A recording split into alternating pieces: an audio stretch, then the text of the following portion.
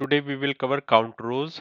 So as the formula suggests, count plus rows. So count rows counts the number of rows in a table. So it doesn't matter whether in a column you have blank, you have error, or you do not have any value. So it will always count the number of rows available in a table. So let's see that practically. Total rows. We can either say total rows or I can say head count as well. And now we will apply count rows. So if you see the tooltip counts the number of rows in a table and then it always takes argument as a table. So R is table 1 and check formula, no error. Okay, got it. So let's go to sheet 3 and then maybe head count over here.